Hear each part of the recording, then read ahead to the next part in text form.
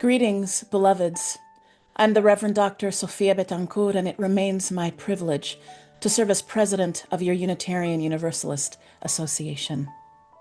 As we gather at the beginning of a new congregational year, we know that our shared ministries unfold in challenging and complex times.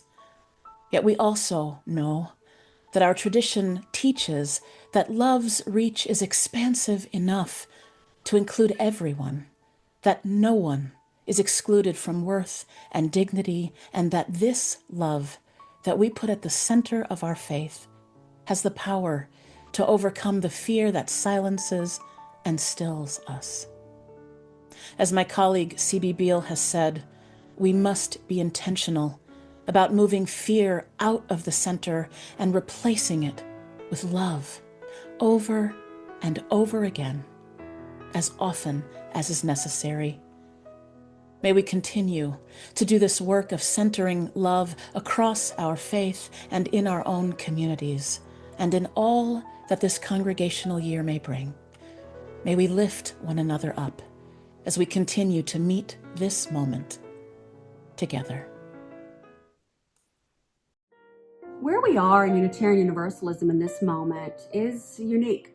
We've named and claimed a set of shared values that define us and that can help us live into a faithful engagement with the values themselves. Well, I think people aren't looking for answers, right? But they're looking for authentic community, moral grounding, and a vision, right? Rooted in hope and action.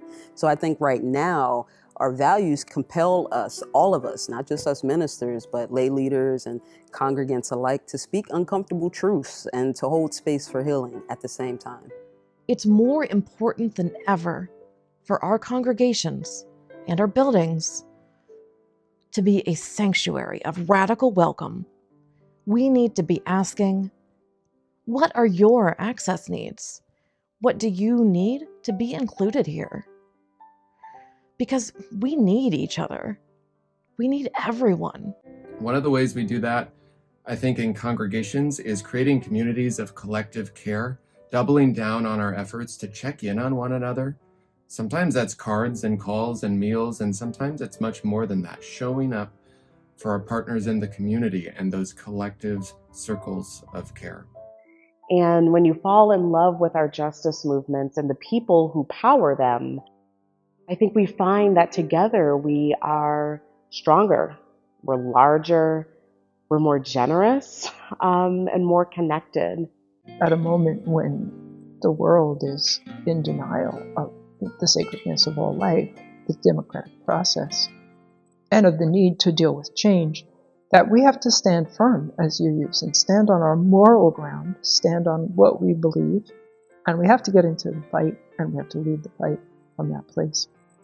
I believe that one of our most pressing tasks as Unitarian Universalists is to claim religion loudly, boldly, unapologetically, in public, and join together with other liberal religions to tell a different story of faith from the one that white Christian nationalists are telling. They have spent decades twisting and perverting religion, poisoning people with a theology of scarcity and fear, all for the sake of building political power. It is essential for us to not cede religion to the far right. In big and small ways, we need to be continually asking ourselves, what is love calling me to do in this moment? What is love calling my congregation to do?